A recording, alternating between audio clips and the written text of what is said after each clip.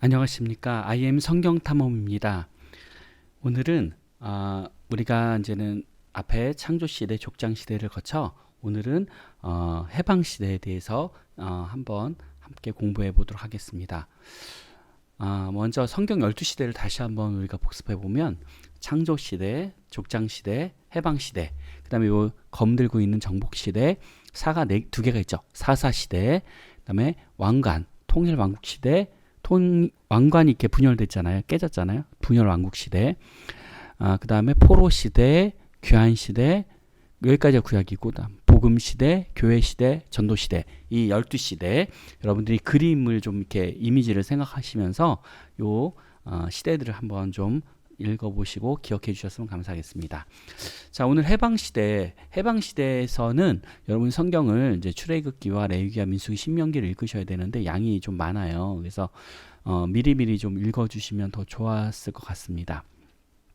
해방시대는 400년간 노예로 고통을 받을 때 하나님이 그 출애굽시키시고 시내산에서 십계명을 주시고 가데스 바네에서 하나님께 어떤 불신앙을, 그러니까 하나님에 대한 어떤 믿음이 없었던 그런 모습을 보였던 그 이스라엘 백성들에게 하나님께서 징계를 내리셔서 40년간 광야 생활을 하게 되고, 또 그 가운데 새로운 그 세대, 40년 지나니까 한 세대가 거의 흘러가거든요. 그래서 새로운 세대가 하나님의 약속의 땅으로 이렇게 인도되어지던 그런 시기에라고 보시면 되겠습니다. 해방 시대. 그러니까 10이 있고 해방. 예. 예. 그래서 이 해방 시대에는 이제 중요한 이제 사건들이 네 가지가 있는데, 바로 그 해방. 이스라엘이 애굽에서부터 해방됐던, 출애굽했던 해방. 그다음에 시내산에서 하나님께서 백성들에게 주신 하나님의 10가지 계명. 그 다음에 가데스 바네에서 하나님께 반역한 이스라엘 백성들, 그리고 40년 그로 인한 40년 광야 생활, 이렇게 큰 네 가지 사건이 있습니다. 다시 한번 해방 시대에는 네 가지 사건: 해방, 십계명, 불신한, 40년 광야 생활, 요 네 가지의 큰 사건을 여러분 기억해 주시면 감사하겠고요. 자, 오늘 해방 시대의 첫 번째 해방시대 첫 번째 해방에 대해서 우리가 함께 공부해 보도록 하겠습니다. 해방시대에서의 가장 중요한 인물은 당연히 모세겠죠. 그래서 모세에 대해서는 우리가 지난 시간에 잠깐 이렇게 다루긴 했지만, 여러분이 따로 또 모세란 인물에 대해서 공부해 보시면 더 좋을 것 같긴 합니다.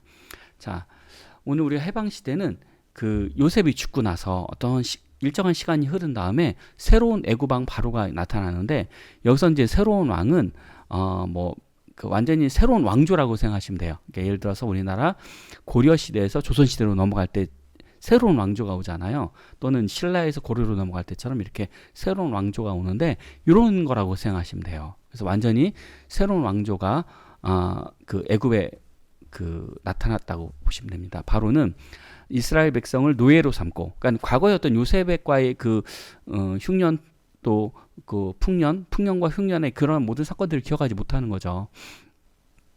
그 노예로 삼고 힘든 일을 시킵니다. 백성들은 하나님께 기도했고, 하나님은 모세를 선택하셔서 출애굽을 준비시키십니다. 하나님은 왕국에서 40년, 미디안 광야에서 또 40년간 이렇게 두 번에 걸쳐 왕국에서 40년, 미디안 광야에서 40년 이렇게 모세를 훈련시키시고 바로 앞에 이렇게 세우십니다. 이스라엘 백성을 놓아달라고 이렇게 이야기를 하는데, 하나님께서 모세를 40년 이렇게 훈련시키시고 이스라엘 백성들을 출애굽시키기 위해서 바로 앞에 세운 이 80년의 그 훈련 과정이 있었다는 거죠. 그러나 바로는 마음이 완악하여 10가지 재앙이 끝나기까지 이스라엘 백성을 놓아주지 않습니다. 10번째 재앙이 끝나고 장정 60명과 가족과 가축들을 이끌고 이렇게 출애굽을 합니다. 애굽의 군대가 뒤쫓아오지만 모세가 하나님께 간구하고 하나님은 홍해를 갈라 마른 길로 이스라엘 백성을 건너게 하십니다. 그러나 뒤쫓아오던 애굽의 군대는 홍해에 빠져 모두 죽게 됩니다. 우리가 너무나 잘 알고 있는, 또 이제 만화나 또 특히 영화로 이제는 많이 이렇게 여러분이 보아졌던 그런 아주 너무나 잘 알고 있는 내용입니다.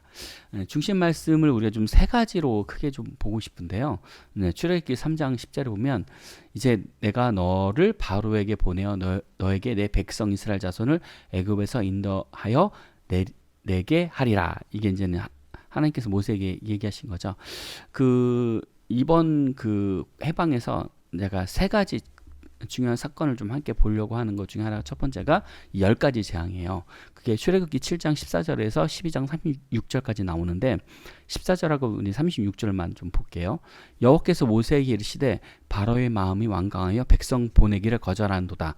그러니까는 처음에 모세가 바로 왕 앞에 가서 이스라엘 백성을 돌려달라 하나님의 명령이다. 하나님께서 너희들을 안 그러면 이렇게 혼내실 거야. 뭐 이런 식으로 얘기를 했겠죠. 그러면서 이제 뱀이, 지팡이가 뱀으로 변하는 그 첫 번째 이렇게 그런 기적을 보여주지만 애굽의 술사들도 똑같이 하잖아요. 그러니까 그러한 일들, 그러니까 10가지의 재앙을 통해서 이스라엘 백성들을 이렇게 보내길 원하지만 바로의 마음이 강팍해서 백성 보내기를 거절하죠.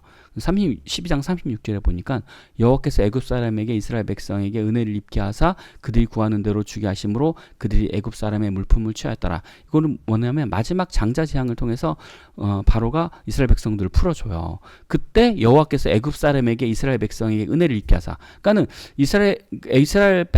이스라엘의 그 장자를 뺀 애굽의 모든 장자들이 죽었단 말이에요. 그러니까 이제는 이 애굽 사람들이 봤을 때는 이스라엘 백성들을 빨리 놓아주지 않으면 자기가 더 위험하게 생긴 거야. 그러니까 이스라엘 백성을 놓아주는데 그냥 보낸 게 아니라 그들이 요구하는 걸 다 주는 거예요. 금, 폐물, 뭐 먹는 음식, 또 뭐 가축들, 또 그들이 원하는 물품을 다 이렇게 취할 수 있도록 이렇게 하나님께서 준비시키시는 거죠. 이러한 일이 한 가지가 있었고 또 출애굽기 12장 22절에 보면 우리가 잘 알고 있는 유월절 이야기가 나오죠. 우슬초 묶음을 가져다가 그릇에 담은 피에 적셔서 그 피를 문 인방과 좌우 설주에 뿌리고 아침까지 한 사람도 자기 지문 밖에 나가지 말라. 이렇게 말씀하신 그 유월절 사건. 뭐 여러분들이 뭐 다 잘 알고 있는 내용이고 또 이제 출애굽기 14장 13절에서 28절 이렇게 보면 모세가 백성에게 이르되 너희는 두려워 말고 가만히 있어서 여호와께서 오늘 너희를 위하여 행하시는 구원을 보라. 너희가 오늘 본 애굽 사람을 영원히 다시 보지 아니하시리라. 요거는 뭐냐면 홍해 앞에 탁 섰을 때 홍해가 막고 있잖아요. 뒤에는 애굽의 군대들이 막 이렇게 따라오고 있었단 말이죠. 그때 하나님께서 이 홍해를 가르시면서 이스라엘 백성들에게 하시는 말씀이잖아요. 모세가 그 두려워하는 백성들에게 이야기했던 얘기죠. 그 다음에 28절에 물이 다시 흘러 병거와 기병을 덮되 그들의 뒤를 따라 바다에 들어간 바로의 군대를 다 덮으니 하나도 남지 아니하였더라. 이렇게 너무나 잘 알고 있는 홍해 사건이죠. 그럼 이 세 가지 사건을 통해서 하나님께서 우리에게 얘기하려고 하는 게 무엇인가? 처음에 10가지 재앙을 보면서 하나님께서는 10가지 재앙을 이스라엘 백성 이 10가지 재앙을 통해서 이스라엘 백성들을 자유케 하시는데 이 10가지 재앙은 다음 페이지 보면 이 애굽의 10가지의 우상들에 대한 심판이라고 이렇게 보시면 돼요. 하나님께서는 이 애굽의 10가지 우상들에게 벌을 내려서 여호와가 하나님 되심을 이렇게 나타내고 있어요. 그러니까 이스라엘의 하나님이 바로 유일한 신이다. 너희 애굽이 지금 강하고 우리를 억압하는, 우리를 노예로 삼은 그런 그러한 그 힘 있는 나라지만 너희가 믿고 있는, 너희가 섬기고 있는 그 신들은 하나님 앞에서 아무것도 아니야. 그래서 유일하신 하나님의 그 유일신을 지금 하나님이라고 드러내고 있는 거죠. 그러면서 이를 통해서 하나님은 이스라엘 백성에게도 하나님이 어떠한 분이심을 분명히 보여요. 그러니까 즉 이스라엘 백성뿐만 아니라 애굽 사람들에게도 하나님이 어떠한 존재인가를 보여요.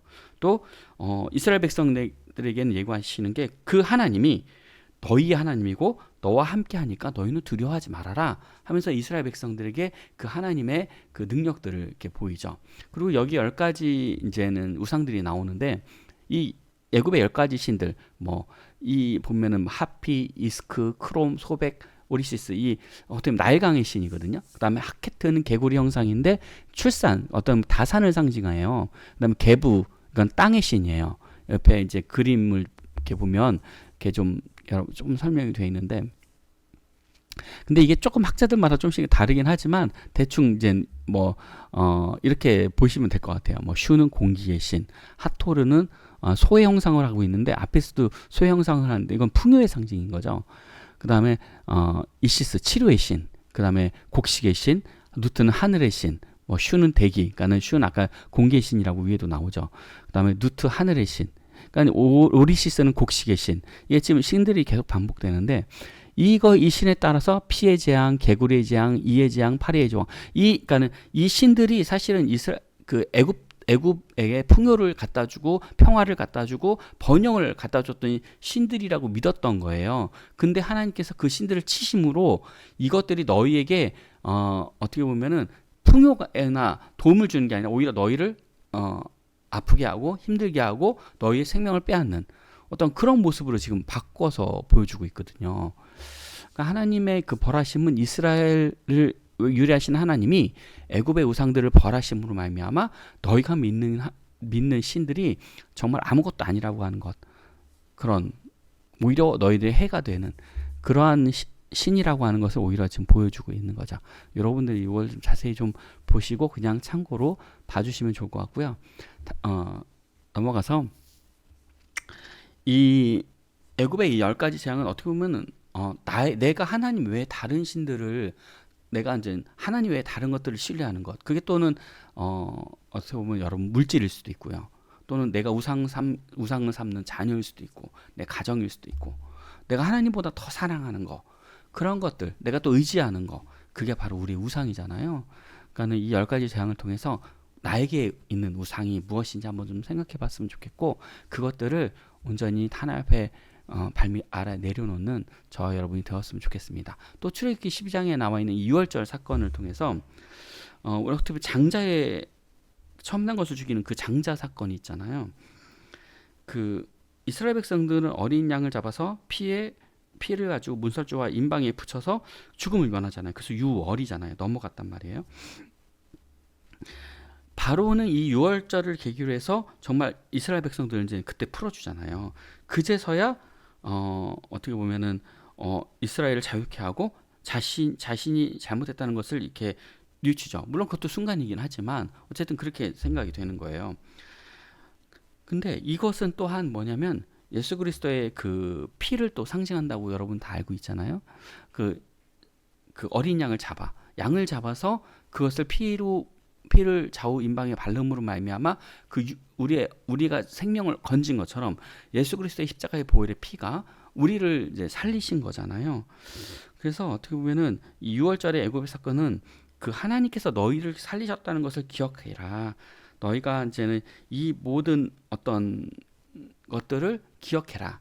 또 예수님께서 우리를 위해서 십자가에 달리신 것을 기억하는 그런 의미지만 우리가 지금 사실 지키는 주일은 6월절은 아니잖아요. 6월절 다음 날 첫날이잖아요.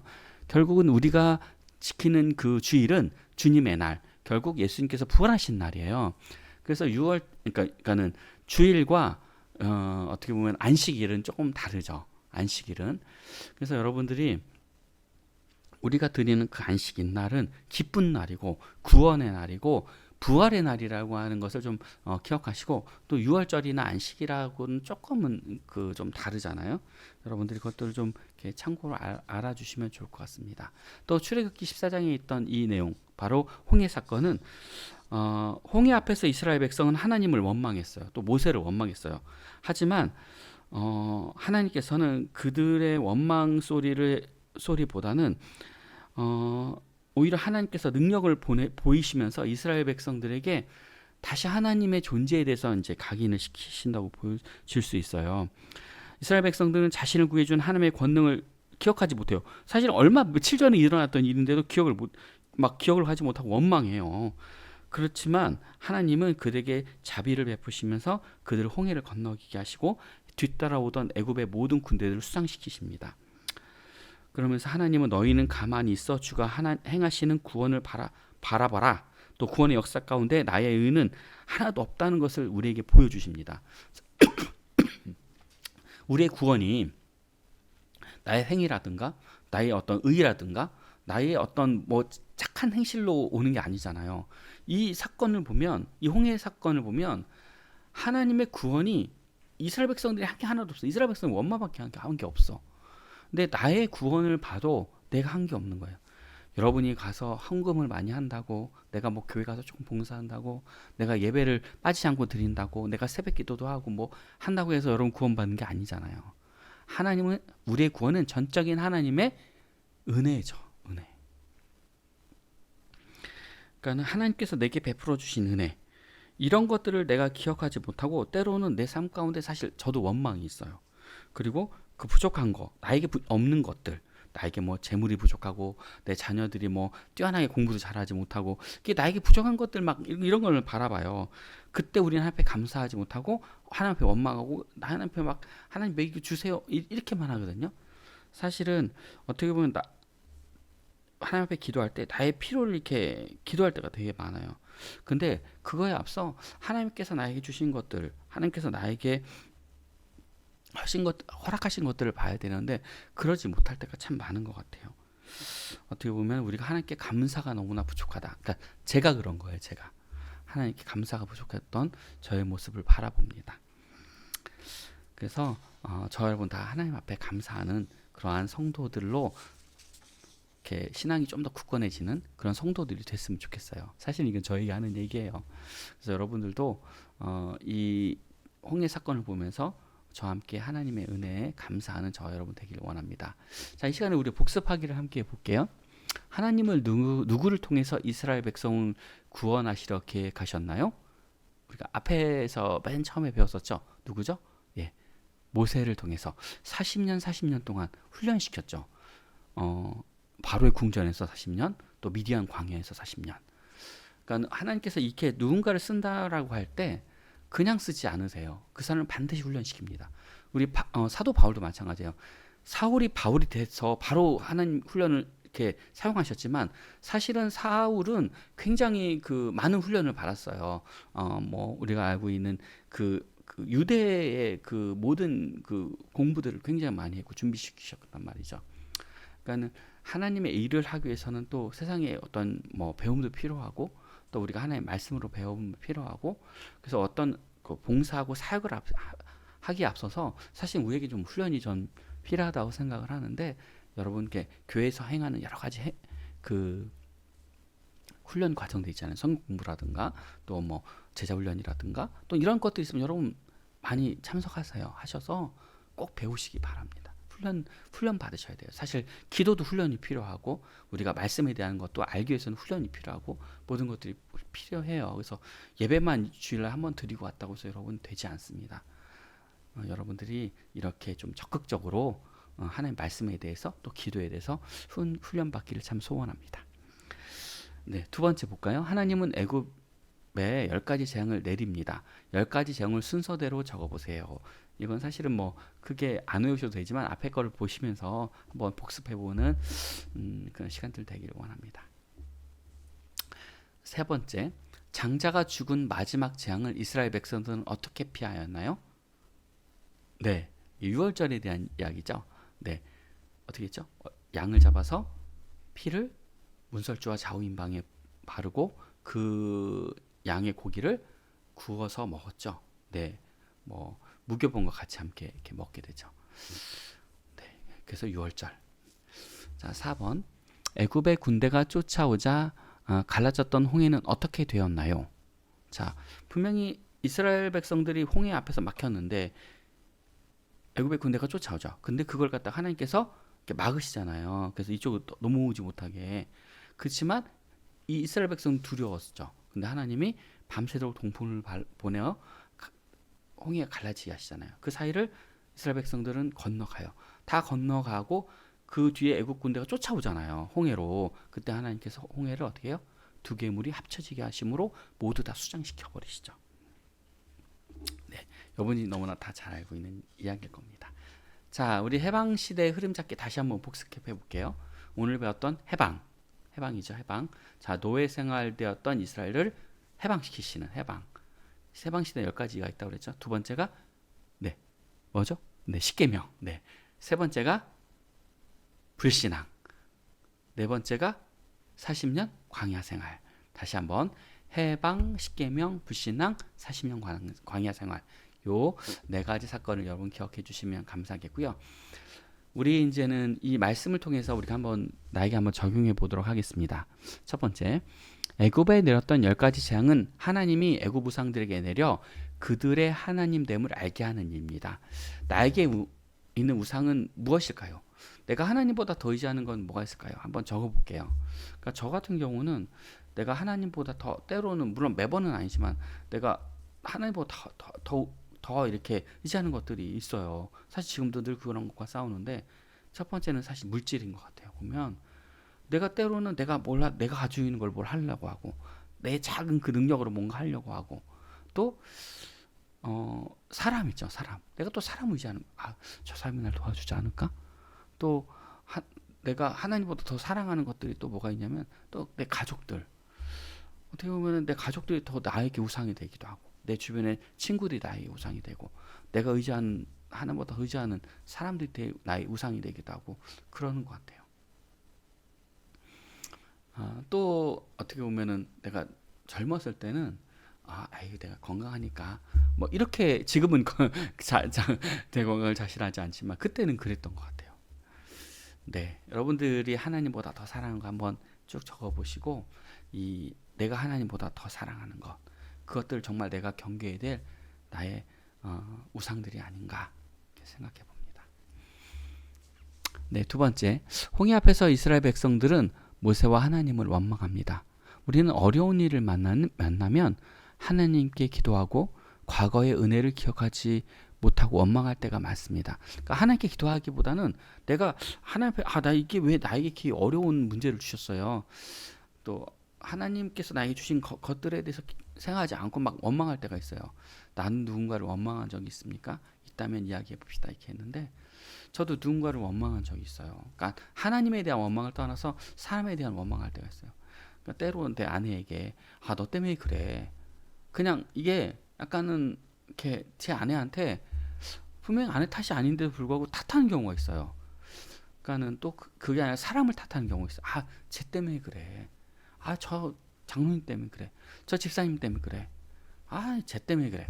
이렇게 그냥 나도 모르게 내가 잘못하면서 했음에도 불구하고 어떻게 보면 나를 합리화시키는 거죠. 그리고 그 사람에게 책임을 전가하고, 어떻게 보면 제 일타겟이 제 아내일 때가 많아요. 너 때문에 내가 이렇게 못했어. 너 왜 이렇게 했어? 너 때문에. 해서 아이들의 문제가 대표적으로 제가 우리 아내를 원망한 적이 있는데, 그게 참 회개가 됩니다. 지금도. 사실 아내 잘못은 아니잖아요. 저에게도 책임이 있는 거고, 네가 좀 더 이렇게 했으면, 네가 이렇게 주장 안 했으면. 가끔 제 막내 아들을 두고 이제 아내한테 그렇게 원망할 때가 있는데, 사실은 아내가 저한테 이제 그렇게 얘기를 한 거죠. 이건 자기가 하겠다 이렇게 하면서 저한테 신경 쓰지 말라 자꾸 그렇게 얘기를 해서 제가 신경을 안 썼는데, 결과적으로 사실 아내의 의지대로 되지는 않았어요. 하지만 사실 제가 거기서 할 말은 없거든요. 그냥 동의를 했고, 또 아내가 또 때로는 맞다고 생각을 했기도 했지만, 어쨌든 자기가 이제 책임지고 한다고 그랬으니까 저는 막 원망을 했던 거죠. 근데 사실 아내에게 원망할 일이 아니었거든요. 그 상황에 사실 저도 그렇게 할 수밖에 없는 상황이었다고 보는데, 그걸 제가 이렇게 원망했던 거죠. 그래서 참 그 책임을 아내에게 돌리는 아주 비열하고 야비한 그런 모습을 제가 보였었죠. 그러니까 자네 아내한테 그것 때문에 이렇게 미안할 때가 있었는데, 여러분도 사실 가까운 사람에게 원망한 적 있었다면 그 사람한테 용서함을 구하고 화해하고, 저도 했어요. 아내한테 미안하다고. 그렇지만 가끔 이제 우리 막내 아들의 이야기 나오면 지금도 약간은 원망 같은 그런 표정을 지을 때가 있어요. 근데 사실 지금은 완전 그렇진 않지만 그때도 좀 그런 적이 있었던 것 같아요. 네, 여러분이 그런 어떤 불만이라든가 이런 것들을 원망하지 마시고, 또 하나님께서 우리가 생각했던 것보다 저는 그렇게 기도하는 게, 우리 막내에 대한 앞길을 하나님께서 더 우리가 생각했던 것보다 더 좋게 인도해 주실 거라 믿어요. 또 하나님께 앞에 그래서 지금 기도하고 있습니다. 여러분도 그런 문제거리를 원망하지 말고, 저의 실수를 따라하지 말고, 여러분들이 이렇게 기도하고 하나님께서 내가 생각했던 것보다 더 좋은 길로 인도하실 것을 믿고 의지하며 나가는 저와 여러분 되길 원합니다. 네, 오늘 이것으로 마치고요. 우리 다음 시간에 또 여러분 뵐 거니까 다음 시간에 만나도록 할게요. 우리 기도하고 마치겠습니다. 하나님 감사함을 드립니다. 오늘 우리가 말씀을 통해서 이 하나님 내가 하나님보다 더 사랑했던 것, 내가 우상 삼았던 것 주 앞에 내려놓기를 원합니다. 내가 하나님보다 더 사랑하는 게 없기를 원합니다. 어떻게 보면 평생 싸워야 될 일인데 하나님 지켜주셔서 내가 하나님보다 물질이나 사람을 더 사랑하지 않게 해주시고, 또 오늘 홍해 앞에서 이스라엘 사람들이 백성들이 원망하겠던 것처럼 내가 누군가에게 원망하고 또 하나님 앞에 원망하고 내가 사람에게 원망했다면 하나님 그 사람을 찾아가 용서함을 구하고 하나님 원망하지 않도록 내 안에 나를 자꾸 합리화시키려고 하고 나는 의로워 이렇게 자꾸 나를 의롭게 하고 나를 이렇게 보호하려고 하는 그 모든 본능에서 하나님 내가 자유롭게 하시고, 하나님 내가 하나님 앞에 회개하고 날마다 하나님 앞에 정직한 영으로 나갈 수 있도록 하나님 은혜 베풀어 주시길 원합니다. 주님께서 함께 하시고 인도해 주시고 다음 주에도 건강하게 만날 수 있도록 우리 시청자들을 위해 함께 해 주시길 원하며 예수님의 이름으로 감사하며 기도드렸습니다. 아멘.